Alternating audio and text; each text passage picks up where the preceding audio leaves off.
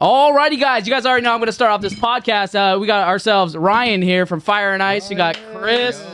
We got Riff. We got Ricky. And we got Bento in the corner and myself. And, Ryan owns Fire and Ice, and I just kind of want to know, like, a little bit more about your backstory, man. Like, how did you get into video gaming and stuff? Yeah, well, as you know, my name is Ryan with Fire and Ice Games up in Rockland, California. I played video games, obviously, as a young kid. Had some traumatic experiences I was telling you about earlier that I was in foster care for 7 years. Luckily, a lot of part of that foster care was with grandparents, luckily, but video games was kind of like my escape in life. And so I've been always in love with, obviously, gaming because you can kind of escape that world. Was there a specific console generation of that time? Yeah, it was definitely the NES. I remember being about 7 to 8 years old. And I think this was the second time I've ever seen my father. He lives in Dayton, Ohio. And they flew out. And I remember opening on Christmas, and it was the Nintendo, and I was going absolutely nuts. And then we go into my grandpa's spare room, and my dad and my uncle just plays it all night long. And I'm like, hey, I thought this was for me. And so I'm excited because I'm still like getting to know my dad, and I haven't really seen him so much. So I was kind of like intrigued to, like, you know, a lot of people, you're supposed to be looking up to your dad and that kind of stuff. So I was super excited to watch him play. And I just remember when he got to level 2 and he's jumping off to go to the next level, he accidentally jumps and he finds the warp. And he doesn't know about the warp. The system hasn't been out that much. So it was like a natural reaction. We're all going crazy. And like, what pipe is he going to pick? Like, what the hell is this? Is this a glitch type thing? Yeah. So, yeah, just really fell in love with gaming at a very young age. Awesome. Dang. So how long have you owned? So you own Fire and Ice, one of the bigger stores. Yeah. How many square footage is Fire and Ice? We're about 7,000 square feet. That's huge. That is huge. Get waxed, Chris. Makes me feel tiny like this. He's doing big things. He's on I know. He's great. Stuff, he's great. So. How long have you owned the store? Yeah, so I'm going on about 2.5 years. I started with a 1,600 square foot store. We had that about 8 months, and we were just killing it. We're doing very well. And I was like, you know what? There's another spot in here. I really feel I could make this special. I went to my landlords. I don't have financial backing or anything like that. And I was like, yo, you have this huge space. Nothing has been successful here in 10 years. I think I could make it something special. And I talked to them like, I need you guys to believe in me. I got a crazy T&I. I don't know if you know what T&I is. You probably know what T&I is. Yeah, tenant improvements. Yeah, I was able to negotiate 6 months free build out, 6 months free rent, and 6 months discounted rent. So I had an 18-month runway to try to like follow my dream with this thing. Dang, and we hold our own game shows in there. So I house 30 to 40 vendors for a game show. We have a toy show. We have an anime show. Yeah. Yeah. So I rent out the tables for like $50 a table. People come out, they sell their stuff. The community loves it. They're like, people are like, isn't that competition for you? I was like, nah, I come from that vendor life. Like, I like this stuff. And afterwards, I'll go spend $15,000, $20,000 on vendors and restock my shelves. No, I was gonna ask because like you said that you hold tournaments like also like trading card games as well. Like, yes. How did you get into that? Like, I mean, I feel like that's a genre that's a little bit different from gaming. Yeah. What's funny is I grew up in Oak Park, Sacramento, and at the time, Magic the Gathering was. They thought it was like Dungeons and Dragons, and they thought Dungeons and Dragons. Hey, don't be hating on it. Don't be hating on it, guys. They thought you were casting spells in basements. I still think it's the same thing. They think you're casting spells in basements and stuff like that. It's just a competitive. Devil worshiper. Yeah, definitely in basements. It's just a competitive card game, and I really fell in love with it. I played basketball, and I would basically have my grandma like drive me to the shop and not let no one know I played Magic the Gathering because I met a friend that was really into it that introduced me to it, and it's a competitive card game. And so you understand like the full concept of like the gameplay and everything. I think it's the most amazing card game. That's ever. Awesome. Yeah. So I said if I ever owned a game store, I was gonna bring Magic into it. And what's crazy is like I came with no collection. Like most people start stores with like a collection of games and stuff like that. And I told everyone, give me about 6 months. My cards will match my games. And right now, we're the only store in 70 miles that's a WPN premium store. And there's people that have stores for 20, 25 years. And what is that type of store when you say W? Yeah, so what it is you have to meet certain criteria. And some of our strict criteria, and a lot of store owners like, yo, I don't want to be told what to do type stuff. But I knew fair. Once I had this, like when they search your name or they search for Magic in your area, I go to number 1 and I'm in gold writing.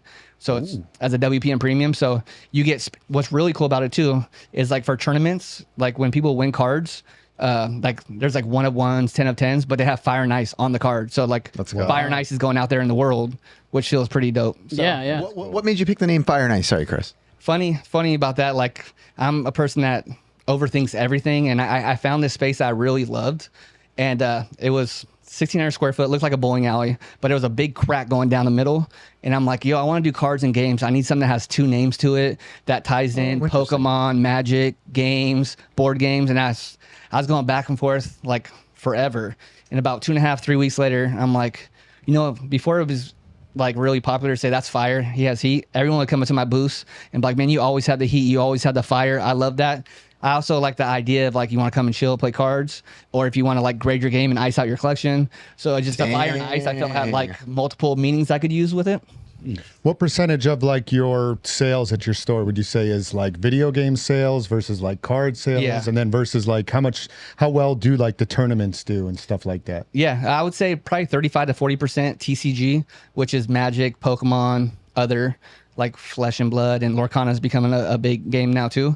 I think no matter what, if you have a game store, even if you're just going to do packs, I would sell Pokemon packs for the random. I do as well. Yeah. For the random. Yeah, I bought some Care Bear ones from Chris's store. They were the best. Dope. Have Care Bear? Yeah, you had. I might have Care Bear. Dude, I pulled the Princess Diana. And I was like, dude, that is it. Beanie Baby. That's the one. Care Bear, Beanie Baby. The same thing. I Beanie Baby I feel like it's a good so mixture. 35-40% cards, huh? Yeah, I would say so, but it's because we built it to that level where, like I said, we're a premium store now, so we're a destination spot for that as well. And how I built my store, it's like most people can't have all that dead space, and I have 18 tables that six people each, and so I could have these crazy big tournaments. And like yesterday for what was yesterday, Tuesday? For Pokemon, our Pokemon League, we had 34 players playing Pokemon, What do they? which is crazy. Do they pay like hourly? Is that what they pay? They pay for a tournament. So for the Pokemon players, they pay like $6, and they so 34 times 6, they can earn store credit, which is like a sell for us. But it's just another spot, a safe spot for kids and adults to come play. And there's different divisions, there's like a junior division, a master division, or I don't know what it's all called. Pokemon's not my passion, but I have a few people that work for me that it is their passion. Plus, you're getting those people into your store, right? And then they're probably buying packs or buying 100%. games and all that stuff. And they all intertwine, really. Like, yeah. There's not most people. There's like video games, so. Have we ever asked Chris like how he named his store? Like how did Retro Games Plus come about? Like as the name? That one's not as hard to figure out. Well, I'll tell you, it was not that hard to figure out, right? But like back then, because I did it so early, like it's a pretty well-known name. Like I actually feel glad that I have that name, because if you just search retro games online, my store pops up like way high on Google. Google's like, you're the owner of Retro Games Plus? if you were in like Ohio, I bet you, and you search retro games, my stores might pop up first page. Yeah, it'll say Retro Rick's Retro Fest right next to it. Say what? Retro Rick's Retro Fest. It might. And Retro Rick's Game Point, he has Game Point because that's what it was already called. Yeah, he just put his name in front of it. I mean, the fact that when you have a YouTube audience that large, you should definitely put your name Retro Rick and yeah, he did it smart as well. For sure. What sells the best in your store of video games right now? What's your number one? Yes, I get asked that quite a bit, which is crazy. That I don't have a definite answer. Like we're becoming like a destination spot that we literally have people flying up from LA, taking an Uber car, spending a few thousand, taking an Uber car back, fly back down to LA. So we're getting people. Those kind of people are trying to complete NES collections and trying to do Super Nintendo collections and stuff like that. But I would say like your everyday person, or it's more disc-based games right now. I would say we're now 360 people are trying to swoop those up because they know they're going to start. Yeah, which is crazy. No one's seen that coming. Like, no. 360 games. I did. I knew I still have stock of them. I knew eventually it would happen. I was like, it's only a matter of time. That tells. Do you think?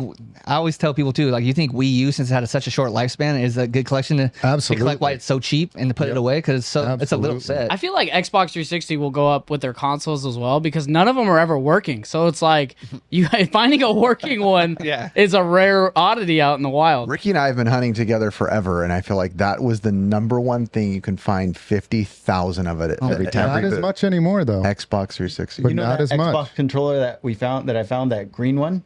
Yes, it actually belonged to like a test kit. Oh, so one of the test kits, I was like, oh, sick. What's it worth? That's all I care about. Like about $700. Which one are you gonna buy it? It's rare. It's rare because we like our trails. Yeah, Twisted told me, and he was like, "Dude, that is rare." And Twisted, I knew right off the bat. I was like, I never seen. Our buddy Twisted sold a Nintendo Gold controller for $5,000. Wow. That's the N64 one, right? Yeah, the N64. that's a hard The one. Star Okay, Fox okay. one. Yeah, yeah. Oh, did you see what's currently on? Is it Heritage? I think on Heritage they have the Millennium controller for 64. The Millennium 1000 or yeah, something like that. but it's connected to like I've never seen before, like a trophy hand. So it's on like a trophy handstand. I'm gonna look that I up. didn't see Yeah, that. That's mean, pretty cool. yeah, that thing looks fire. First, we'll look it up. We Yeah. can see if we can find an image. Yeah, what was it? I don't know. I don't know the story behind it, but I know that the Millennium is the rarest probably 64 controller. Yeah, it's like gold. It's more gray. It's gray, and it says Millennium on the top, like Millennium 2000. Yeah. How many of them are there? It's not as rare as the gold one because I've seen them like, Oh, the they're like Nintendo Power. 400. Yeah, Yeah, and then there's yeah. a Nintendo Power one. Yeah. There's not as many. The DK one, I think Yeah. there's 4 or 5. I'm not even sure. But that stand it's on is pretty bad. I didn't even So it's heard the of that. stand. Yeah, I like the stand. The controller's probably. I mean, I see big it on thing. Reddit right here. Does it show a stand on it? Yeah, it shows the stand right that- here. that screen. I can show you guys. Sorry, they can imagine. Yeah. Look it up. Yeah, see how it sits on like a handstand? Oh, dang, that I think thing's that looks awesome. so dope. It would look good in like a Now, little is that case. like that's an official Nintendo handstand? Nintendo Power on it. Yeah. Wow. And what's that going I think for? that's a sticker on the bottom. It's going to be going to auction. It's in the signature auction for next time. You're so gonna it's bid on it? going. Yeah, Yeah? probably. How much would you be in on it based right now without knowledge of what it will go for? If you had to place a max bid right now. Once I get going, I want something like now. What's really fun about owning a business is you could just buy it with the business. And you expense it. Oh, Yeah, trust you me. expense it, and then you trade your personal collection to the store, Yeah. and then you put that in your collection. That's how I So live my I've been- entire life now. Yeah. It's an expense. So it's the very best nice. part. So I would probably go a little higher than. I don't know what it'll go for, but I wouldn't be scared to go 4 to 5K. 4 to 5K is where your Nice. brain's at Yeah. right now. Dang, Chris is already thinking about 4 to 5K above that.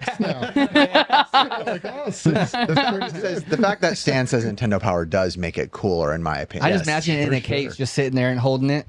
It's pretty bad. And I'm not a huge 64 guy. I respect it and everything, and I love it, and I still collect the stuff for it.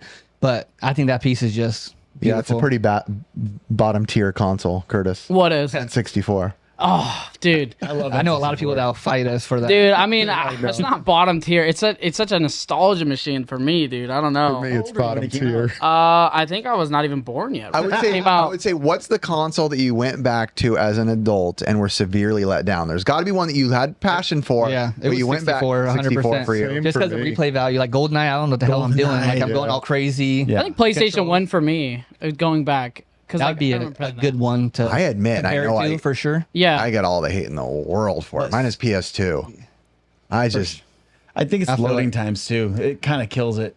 I don't know. I obviously there's good ones, of course. I know people get mad at me. Obviously, there's a ton of good games. Yeah. But I feel like that library is so big. And when I scroll through, yes, my emulation, scroll through all my different stuff, I'm just like, I'm having a hard time finding games I actually want to play here. I find Super hands down is the best replay value. Yeah, Oh, let's so go. Because of fighting, the sports, all the games The for it. graphics are amazing on it. I Yeah. think PS2 graphics are pretty good. PS1 is clunky, and 64 is the clunkiest. It for is me. clunky. It PS1, is you have to so pick the right clunky. game. Yeah, I would say that like N64 and PlayStation were both in that same era where it was like Yeah. the Polygon. clunky. Yeah, it wasn't polished at all on those games. Yeah, not polished and polygon-ish. Yeah, big Yeah. Yeah. Yeah, you know Tomb Raider, the triangle. Yeah, triangle boobies. but it's interesting.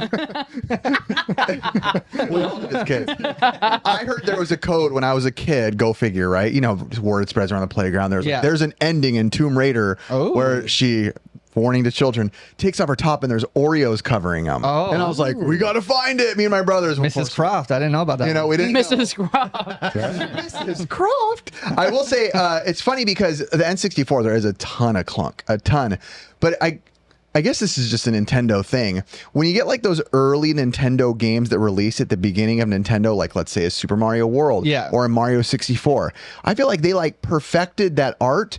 And then the rest of the companies come out and all the platformers after Mario World are worse. Yeah. Mario 64 was probably the best 3D platformer at the time. Mario Kart was awesome too. Yeah, and then the ones came out after, even on Mario Kart, even on the Nintendo 64, the 3D open world platformers, and they were like worse and more clunky. Yeah, it was just funny. Nintendo comes out of the gate like, this is how it's a perfect 3D open world Yeah, game I'm trying should to be. think if there's a better platformer than Super Mario World. And I don't think I can't think of one. That is like the might be the best platformer of all time. Not even just after like Super Nintendo. That might be one of the kings of the castle. Yeah, and it's their I think launch Donkey Kong Country is pretty special too for like. Very. Oh, so It is. good. Yeah, Yes. for ladies love it too, just like Mario World. Like everyone loves it, the whole I love family. you said ladies Yeah, love yeah. it. Well, I'm saying though, like when I get like couples coming in, the ladies are like, "Let's get Donkey Kong Country," and then dudes are like, funny. "Oh, cool, you want a game? Let's do it." And they're buying Donkey Kong Country 1, 2, and 3. They love that Kong. Once you Yeah. get Kong, you can't go wrong. No, Can't go wrong with Kong. Yeah, my wife's the same way. She does not care about video games Yeah. at all, but she loves Donkey Kong Country. Dude, funny. bringing back to like your upbringing a little bit. You said that you grew up in the foster care system. yeah. And I was wondering, like, did they have like a lot of like resources for like gaming in that while growing up? In the very beginning, it was kind of weird. Luckily most of the time I was with my grandma. She ended up getting me. It was still considered foster care, so I was still like wondering where my mom is and that kind of stuff. But it was weird. Like I want to say it was like 3 or 4 months. I was 5 years old and I was in foster care till 12. So I don't remember exact like how long it was, but I remember the first foster room I went to, or foster home I went to.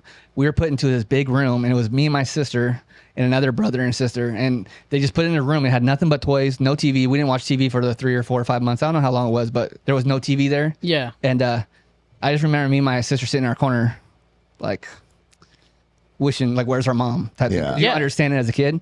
As I got older, I realized she had issues, and it was the best thing for us. And I'm thankful for everything that happened. Like, but at the time, you're like, I feel like that's what like Where's your really parents? makes you who you are as you Yeah. grow up, right? You kind of realize those things early. You have to grow up faster. yeah. So me and my sister had a very tight bond during our younger years. I wish we were a little closer now. We're actually reaching out to each other, but we all have our own traumas, and people handle traumas differently. Oh, yeah. And this my family trauma is still a bit much. I'm a 43-year-old man. Yeah. And I still like wish I had a stronger bond with my mom, and my father and me are getting better, and we have good relationship. We talk a lot, and he's proud of me and stuff like that. But you always, I don't know. I feel like boys, like that mama's boy type thing. Like you always, I mean, we come from our mom, so Yeah. I get it. There's that attachment for sure. Yeah. Like, I'm a huge mama's boy for sure. yeah. Like, but I mean, like my dad definitely was like the tougher side of me, like where he would like kind of nail in the iron. That's Yeah. pretty stereotypical. The man is kind of, that's my dad. He grew up Texas, cowboy, rodeo. I mean, I had a Yeah. tough dad too. What kind of got you into like the collecting like after the fact of getting Yeah. out and stuff? Crazy. It's all crazy, but I was working as a restaurant manager, working 50, 60-hour weeks. Ooh. And, restaurant? Sizzler. let's go. Dude, yes. Going to I used to love Sizzler. Sizzler. Dude, I'm telling you, the taco bar and the salad bar. Yeah. Yes. No, bro, that's too I never hit the salad. I just got the fruits, but you know how it goes. We know they kind of went downhill, but the one I worked at it went back and forth to number 1 and 2 in Northern California. So we had a really good one. Strong one. And I'm very thankful for that job. It was super hard, but everything like P&Ls, learning all that kind of stuff, like I think it helped me run my business, how I run my business really tight. But it's funny thing, I had a friend who was a dishwasher, and he would just come up and he'd be like, "Hey, look, Vato, Chrono Trigger, $5." And I'm like, "Oh, tight." And next week he'd be like, "Hey, look, Vato, Final Fantasy 3, $5." And I'm I like, didn't know you were friends with Ricky before me. and I was like, shout out to Roberto. I appreciate you. I want to be here without you doing that kind of stuff. But I'd be like, why do you keep telling me the values on this thing? He's like, dude, Chrono Trigger's like $100, $120. I'm like, what? I was like, I used to love those games. I'm like, how are you finding them, dude? And he's like, going to yard sales, flea markets, and stuff like that. And I'm like, oh, wow, I want to start doing that. He's like, just don't go to my neighborhood, dude. Like, I just told you about it. And so the funny thing, I was like, yeah, I won't be over there. And I seen a big old estate sale. And I went, it was like the next week. And I'm over there. I found like, it's like my first big find. It's like a 90 to 164 titles. And he comes up, he's like, what the hell? What the hell? Because he told me not to get in the neighborhood. And Then he rolled up on you with the family next week. I had the craziest luck the first like 3 to 4 months. He was always telling me about Dracula X. Like, man, if I want to get Dracula X, da da da da. And I found that at a yard sale for $2, which was crazy. Dang. And so that's how it all started. And then I told myself, if I retire one day, what I want to do, I was like, I want to try to collect the whole NES collection, but there's no way I'm spending $500 on a little Samson. And now I almost spent 6 figures on something. So that sounds pretty crazy. Listen to the whole podcast if you get a chance, because Yeah. apparently at the end he has something. That'll be the bonus Got a special content. grill for everyone. Yeah. Oh. Yeah. But yeah, so I didn't think I would do that. So my goal was to collect the whole collection. And then when I'm older, instead of playing cards and in a retirement home, I want to go back and replay Nintendo and beat all the games I could, even though it's one of the hardest systems with 2 buttons. Because I imagine technology is going to be pretty crazy by the time another 30 or 40 years. So that was the thought of it. It was funny because Elliot brought up the topic of like when like stores for retro games would be dead, and he was like 6 years and I'm out. I know. And I saw Chris's face. Time frame. We talked about that. When is it going to be over? He was like 6 years. It's over. It's I'm like, "Dang, over, I dude. gotta plan my retirement now. Yeah, I was tuning in too for that. I was like, what the heck? And so he told me about that. He talked to me about that a little bit. And I love Elliot. Like, he's actually one of the people that inspired me to do a store. I love how he does things, and he's just a good guy at heart. He's a good guy. But I believe it's up to people like us to make it last longer. So what can I do 100%. to change the game? Like, everything you see in my store, you won't see anywhere else. It's a one of one on purpose. If I see someone else doing something, I want to see if I could do it differently. Not because it's okay. You want to raise the bar all over, and we should get ideas from each other. But I want to create something that's different. You know, I just to hop in on that, I always found it funny that like the video game stores early on, back when I first opened my store, and we've talked about it a bunch, got a lot of hate as you're the resellers. Yeah. But I feel like a lot of us video game stores now are the ones, obviously the community and the buyers behind it are the most important, but we kind of are like leading the way, carrying the torch maybe 100%. in a way. Like, And I feel the same way about YouTube, right? I mean, whatever anyone wants to say about it, like our goal is to show more people these things. Yes. Right. And whether it's something that we've been real strategic about recently is I've been like trying to mix what we do. Like I've been very passionate about mixing skateboarding into our content. Love it. And I do it because I love skateboarding, but I also love to see those moments like we had the Heroin Skateboard Company came out, the owner came out and everything to SoCal. cool. Yeah. And I could see it on their face. They're skaters. They're obviously, you know, they're around our age, maybe a little younger, but you could see they've obviously never been to a gaming convention. They're like, oh my gosh, dude, I forgot about this. I forgot. Oh my, and they're freaking out. Yeah. And right there, you may have just created them buying collections, their family buying, because they're 100%. going to tell people, they tell their kids. And before you know it, it's more people getting into this. And like you said, it just passes the torch longer and longer and 100%. longer. And speaking of faces, your face, like I haven't known you for a long time. Like, I've obviously known of you, but we haven't got to talk a lot. Yeah. Your face, I was telling him too the other day, like, you look like a child. You were so like pumped. You were by that skateboarding thing. You had the biggest smile. Like, you were just in awe. Like, so you could just tell it was a very special moment for you guys. And you guys absolutely killed it. I tell everybody that I've been to is the best experience I've ever been to. Wow. And thank you. That's big words. We want to make one day. And I tell everyone, if we're 65 to 70% of what I experience, I'd be a proud person because you guys absolutely destroyed it. thank you. Thank you, dude. And that's a lot coming from you because I hear nothing but, I mean, Gabo. We've nicknamed him King of the North. Yeah. Gabo talks highly about not just you as a person, but about your store all the time. He's like, this is the Grail store. And I mean, that's basically where Gabo got all his stuff from. I love that guy. Yeah, he's done a lot for me too. It's weird, like when I want to meet a lot of you guys, but I tell people I want it to be kind of like natural. Of course. That way we have a chance to be friends and stuff like that. Yeah. So when you guys come to Sacramento, like my boy Rudy, who also got me into gaming, and Trung, he did those patches for you. I was there that year. Great guys. But they were like, can't wait to get to you guys. And I'm like, okay, like I want to talk to you guys, but I want it to be more of a natural thing. And so Gabo came to me, I think it was 2 years ago, and Elliot was telling him about me, and it just a natural friendship happened, and we started talking, and we got into life.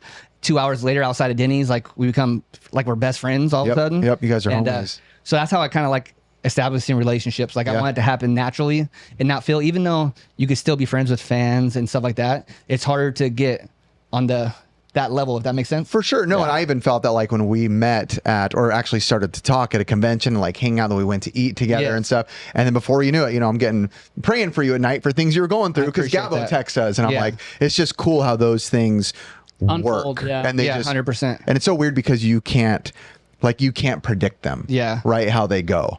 Like it's Arizona, Arizona Game On, where that happened. Like I 100% needed that. Like I was going emotionally with my wife. Like my wife wanted me to get away for like a week, and because she was going through some health issues, and thank the Lord she's okay. So I appreciate all the prayers and thoughts and stuff like that. Awesome. But mentally, I was like checked out of there, like big time. I was emotional so much. So you guys really helped me. That's right. Oh yeah. That's where we met him. Yeah. And we kind of bonded like right away too. Yes. And I could tell you were going through some stuff, and so it was as natural as it gets. I feel like. And It was, and we're all 100%. family people, like we love people over any video game ever will. So it's crazy how immediately that like you see the people who like that becomes the focus. Like we're not like, oh no, we're here to talk about games and goof off this weekend. It's like, oh, someone's going through something. That's what's. I think as soon as like someone like Gabo introduces you to us, you could just tell, like, because Gabo is such a, you know, like a core person. Like you could tell, like he's as real as it gets as a person, and like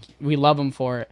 And as soon as he's like, hey man, like this is my friend, and it was like as soon as that happens, it's like you're a friend of Gabo, you're like a family to us. That's like kind of like how it feels. And it's almost like, you know, like when you're already in with somebody, they've already been vetted. Like we like this guy. Like if Gabo is good with this guy, we're good with this guy. You know what I mean? I felt that 100%, which is crazy. I'm a person that shies away from the limelight, even though I'm trying to create a crazy store and stuff like that. Yeah. I don't really like the attention, but now I know to build my brand, to make my store go on, I need to be on camera more. I need to start doing these things. So you guys are also helping me grow as a person in that. So I appreciate that too. Well, thank you. Yeah. And I would love to help you in any way we can, and vice versa. I always love when people help people. That's, I think, the best relation. Not that you ever look for anything in return, but if you ever need anything from us, you tell us. Make our hobby grow and keep going. Like it's 100%. Not competition. The more people like that cart that just came out, that NES edition World Championships. Wow, it's like, it's very cool, but people are going to start talking about it again. Like, what is this? What's the history of this? They're going to start deep diving into it. Oh yeah, it's going to create more conversations. I love that stuff. Yeah, we'll definitely get like a little bit more into that to another topic, which would be perfect. And then, like, what's nice is like since you are saying you like been like the adaptation of social media with your store. I've seen Chris been doing that more too, and he's been posting on another YouTube channel about dead media, and it's been nothing but. I've been trying to expand as well. Yeah, I was for the longest time, and you guys have helped me come out of my shell a little bit more, and even being on the podcast has helped. But I was always a behind the. You said not in the limelight, but I felt I was like behind the curtain. Yeah, right. Like it was my stores first, and then I was kind of invisible. But I've been trying to step out from that a little bit more. It definitely helps. You're good at it. You're naturally good at it. Oh, thanks. Yeah. It doesn't feel natural sometimes. I had to edit him pretty good. I made a video for him promoting his one of his expos. But I've been seeing Lance also doing promos too, and I'm like, heck yeah, dude, he's back into it. About that too, because Lance was much more. We're talking about Lance Cortez, who was on the podcast, but he was very involved with Retroware back in the day, and they were very visible. And he stepped back for a while, and he was even saying like, "Oh, I want to get a little bit more out there." So it is good to be out there. Yeah, and it's not even like you're like, look at me. Like, I mean, yes, there is obviously that type of influencer as well. Yeah. But there's, which by the way, I hate that word. But it's more like you're marketing. You're a marketer, right? You're marketing your brand, your business, your company, whatever it is, you're marketing. Yeah. And I feel like sometimes, like even the videos I've been sharing mostly, it's just like sharing my story. More than anything. Like this is all the stuff that I do, you know, or you might do behind the scenes with your store, like just showing more of like you're driving up to go get something. Like, let me share the story. And people love that stuff. They like I like to follow people and see what they're doing. So. It's more, it feels more genuine. Yeah. It feels, yeah, you know, the business behind, you almost feel like, you know, even like you're going through something, you going through something, like people, it almost feels different supporting someone too. And you're like, there's a person behind this that I'm supporting. Yeah. You know, not just a business. Yeah. Not just a Walmart. Not just the business. Yeah. Not Jeff Bezos.